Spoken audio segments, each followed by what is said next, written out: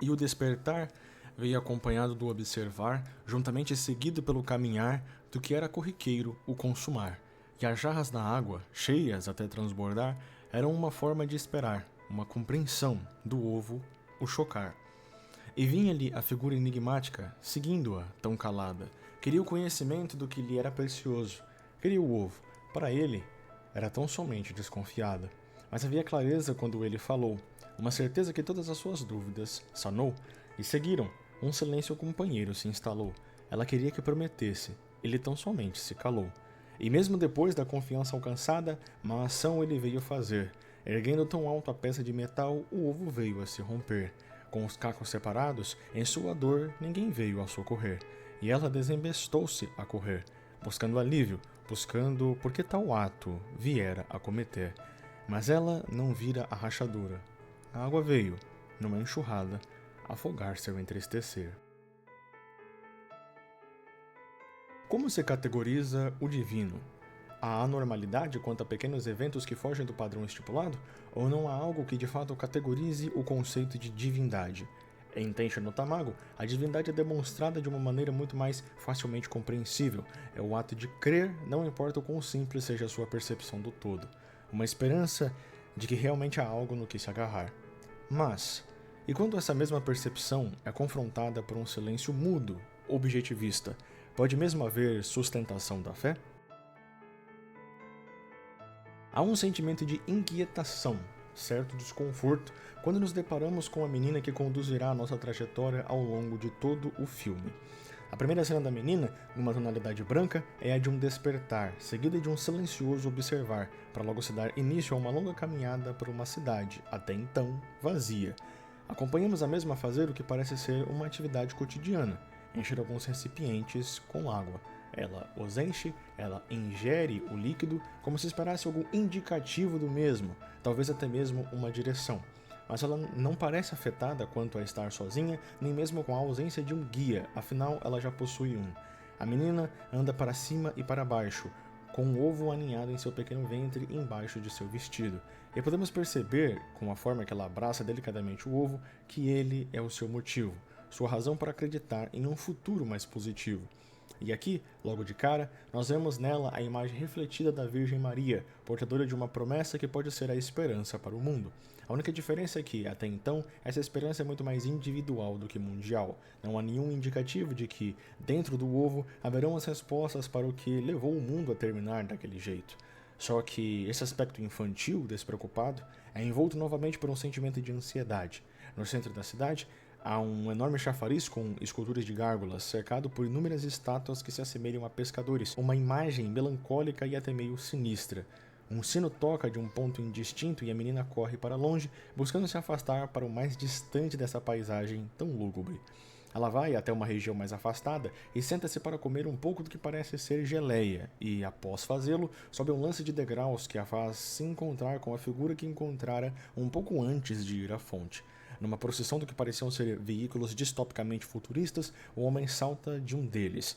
Ele possui cabelos alvos, um olhar melancólico, utiliza uma capa azulada e caminha com uma cruz de metal apoiada no ombro. O primeiro encontro dos dois é repleto de desconfiança por parte da menina, que sente que o mesmo representa ameaça ao que ela carrega. Mas, nessa vez, ela decide se aproximar, buscando interagir com o mesmo. Ele se levanta, ela recua um passo. Ele se ajoelha e, de dentro de suas vestes, tira o ovo que ela estava carregando.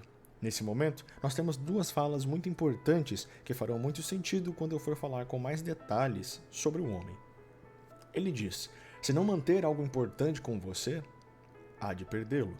Logo em seguida, ele questiona a menina sobre o que havia dentro do ovo e ela lhe responde que não pode lhe dar uma resposta, pois não o conhece ainda.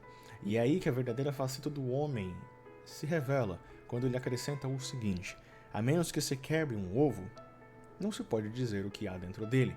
A menina novamente corre, mas ela vira-se. Ele questiona algo que sempre se repete, desde o começo até o fim de toda a filmografia. Quem é você? Ele nada responde. A partir daqui, o filme acompanha os dois caminhando juntos, a menina inicialmente receosa, onde a mesma até mesmo declara que não queria ser seguida, mas logo começa a aproveitar a companhia, enquanto o homem permanece inexpressivo. E aqui é introduzida uma cena onde há muitas reflexões a serem feitas. As estátuas que estavam ao redor do chafariz estão agora se movendo, perseguindo enormes sombras de peixes que se projetam sem um corpo nas paredes dos prédios e nas ruas cheias de paralelepípedos munidos de arpões. Essas figuras inquietam a menina que se apoia no homem, explicando que essas estátuas perseguem essas sombras mesmo que já não haja nenhum peixe. Os dois seguem seu caminho, indo parar no que parece ser um mausoléu de fósseis das mais diversas criaturas. É nesse lugar que o homem, sentando-se escorado numa parede, revela uma passagem bíblica sobre o dilúvio. É uma citação que engloba vários versículos de capítulos diferentes, mas a mudança da passagem bíblica para o sentido dessa citação muda quando o homem, num ritmo constante, diz que haviam enviado um pássaro pela janela da arca para verificar se o nível da água havia baixado, só que esse pássaro nunca retornou. E ele continua dizendo que os mesmos que soltaram o pássaro se cansaram de esperar. Passou-se tanto tempo que esqueceram que haviam soltado um pássaro. Se esqueceram até mesmo que um dia sequer houve um pássaro. Ele acrescenta dizendo que talvez eles sejam apenas memórias de alguém que já está morto há muito tempo. Ele mesmo admitindo que não consegue se lembrar se em algum momento houve mesmo essa figura que chamavam de pássaro.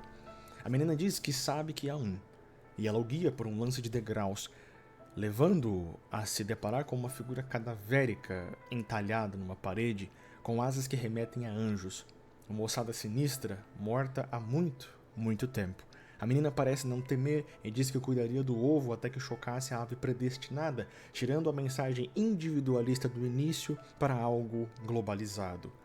O homem, diante dessa figura cadavérica, não parece reverente, apenas triste.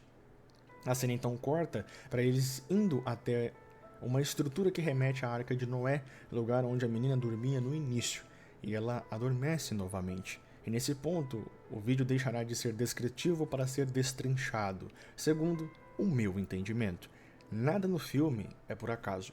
Toda sua simbologia é utilizada para remeter ao sacro e ao divino, sempre alimentando em nosso imaginário que há algo que um dia foi adorado, mas cujo tempo de adoração passou. E o meu comentário sobre a menina se assemelhar à Virgem Maria ganha camadas e se aprofunda para que ela seja a representação da credulidade em todos os seus moldes, não apenas uma figura necessariamente designada. Ela é a única parte vivaz daquele meio, a única constante em movimento com cor. Crer não é necessariamente nocivo e nem violento, e em muitos aspectos é o que dá um norte para as pessoas quando as mesmas estão desamparadas. É o que as alimenta com propósito, guiando-as para uma convivência mais confortável na realidade. E por isso, a menina parecia tão despreocupada quanto as coisas que estavam imóveis ao seu redor. Ela possuía algo no qual se agarrar, algo que a impedia de petrificar a sua noção referente ao que carregava. Não era apenas um ovo. Era a sua resposta gritante para um mundo silencioso. E essa imagem que temos de uma fé infantil é contraposta pela imagem de um homem adulto que representa o ceticismo como salvação. Uma libertação moldada pelo simples questionamento do que há dentro do ovo. Eu descrevi mais da metade de todo o filme justamente para que víssemos juntos como a construção dessa relação oposta, mas existente no mesmo contexto, era sempre para nos dar a visão que a menina tinha e gostaria de poder transmitir ao homem. E é aqui que o vídeo seguirá para a reflexão geral do filme, mostrando como determinadas atitudes da menina, determinadas cenas do filme e a própria figura do homem são contraditórias às suas propostas. Quando o pequeno globo metálico, composto por estátuas, desce em ritmo lento diante do homem, há um sentimento transmitido de grandiosidade, um sentimento de o que há além, nos fazendo indagar o que pode significar aquilo, de onde está vindo e para onde vai. Mas há nesse globo um paralelo com a segunda vinda de Cristo, um anúncio que nenhum ser vivo pode ignorar, cuja presença muda a percepção do planeta. Não à toa, o céu tinge-se de vermelho, e cuja chegada prenuncia uma retirada do que pode ser considerado mundano. Mas é contraditório porque não há cantos, não há alarde, nem mesmo som glorioso. Sua chegada é anunciada por um som ensurdecedor, gritante, fino de um apito, nada retumbante como uma trombeta ou encorpado. É vazio. E a chegada disso é o motivo do despertar da menina, que acorda com o som desse apito ecoando à distância. E por mais que eu diga que ela seja representação da credulidade, há uma cena que contradiz o que ela representa. Quando os pescadores petrificados correm, ela se agarra a um homem e não ao ovo. Ela se agarra àquilo que transmite certeza, segurança, tangibilidade. E o homem representa a vinda de um Messias que não é crédulo, que não possui nenhum tipo de crença. Na verdade, é o responsável por te fazer perder a crença naquilo que é abstrato.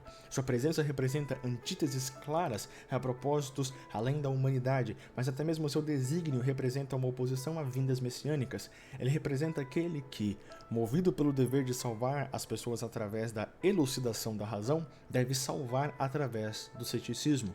Por isso, haviam as figuras metálicas no pequeno globo. O filme deixa em aberto, mas nada impede que essas mesmas pessoas sejam aquelas cujas crenças foram esmirilhadas pela razão. E por isso, a figura masculina representa o seguinte: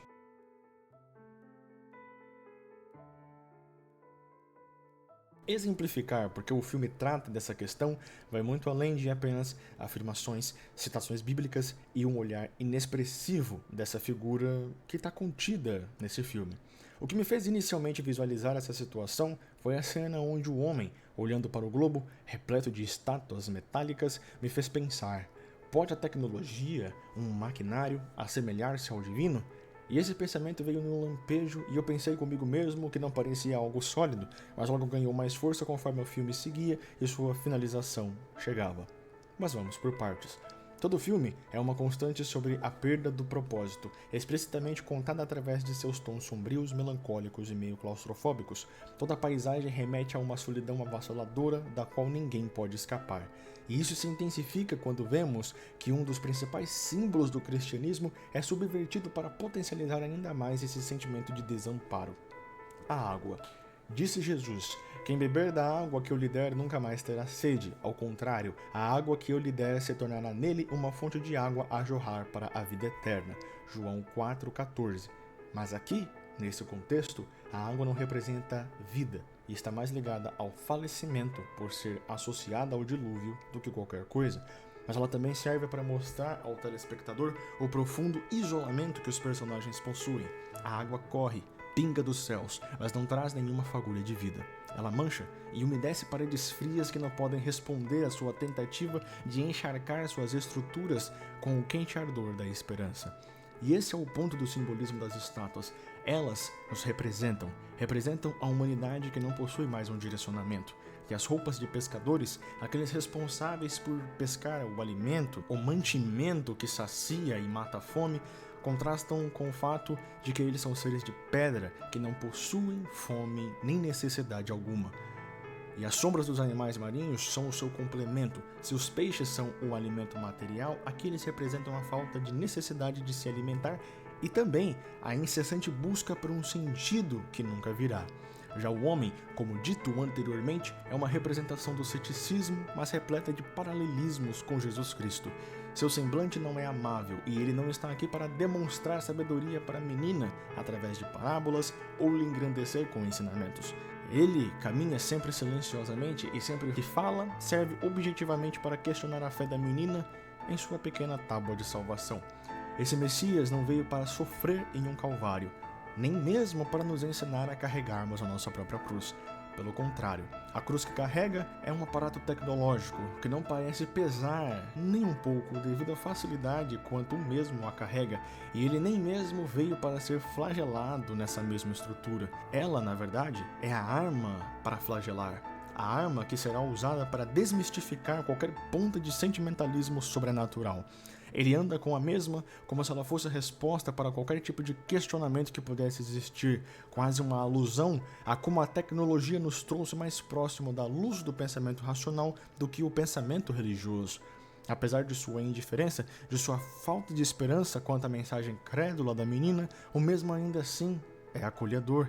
Ele ainda a trata com cuidado, como se soubesse deliberadamente que feriria a garota por decidir que quebraria o ovo, mas sabendo também que era a única forma de fazê-la entender. Ela adormece ao lado dele, a confiança cativada, e com essa confiança depositada, o homem esmigalha a mesma usando a cruz, não sendo a vítima da violência, mas o causador dela.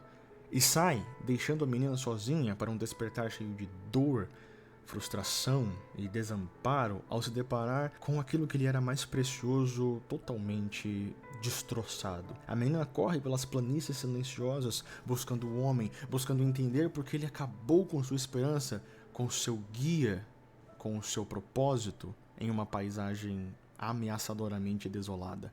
Ela não percebe a abertura que há no chão e cai. Um beijo frio com águas indiferentes que ceifa sua vida num silêncio amedrontador. A cena final, com o homem mais uma vez olhando para o globo metálico, é repleta de um simbolismo mudo e aterrador. As figuras, as estátuas adoradoras, eram a representação de um paraíso utópico, trazido pela dor de perder a fé e aceitar que não havia no que depositar suas expectativas. O homem serviu como um condutor, o Messias que trouxe a libertação da autoenganação. Aceitar que não havia um propósito pré-estabelecido pela ideia de uma ave libertadora era a salvação, a tecnologia que a faria ascender. Não à toa, a cena final é um distanciamento justamente dessa figura messiânica, uma alegoria clara ao arrebatamento, mas sem nenhuma faceta gloriosa, nenhum egoísmo paradisíaco. Ela é silenciosa e simplista, intimista quanto às questões que envolvem onde depositar as nossas crenças. E sua presença era como a constatação da verdade fria e imutável da desolação, a figura a ser convencida, não a responsável por tamanha aflição. Mas não, ele não era afetado por tamanha superstição. A casca, invólucro do misticismo, espatifado no chão, trouxe o grito profundo, guardado ferrenhamente no infanto coração. O distanciamento era apenas revelação de uma verdade que muitos negariam, também afirmando do fundo de seu âmago, não. Mas ela seria liberta. Disso tinha convicção. O seu silêncio no meio das águas era firme em meio à observação. A estrutura não parava, sempre em elevação. Estava feita. Estava consumada a pragmática salvação. E aqui nesse final, com isso que mencionei até agora, eu posso afirmar que o avanço tecnológico foi transformado numa espécie de resposta à evidência da perda da fé no divino. Mas esse avanço também é glorificado de maneira muda, racional, levando a nos fazer pensar numa espécie de engrandecimento quanto àquilo que diz respeito à humanidade, a como nós, indiretamente, por não possuirmos necessariamente um propósito vinculado a algo para além de nós mesmos, conseguimos avançar tão longe, conseguimos progressos tão consideráveis. E, de fato, muito desses avanços que tivemos, seja ele medicinal, mental e institucionalmente, foi devido à nossa racionalização. Essa racionalização que nos fez passar por muitos eventos passados que não possuíam explicação. Com isso, deixo para que vocês me respondam. Pode a tecnologia, um maquinário designado ao avanço, assemelhar-se ao divino?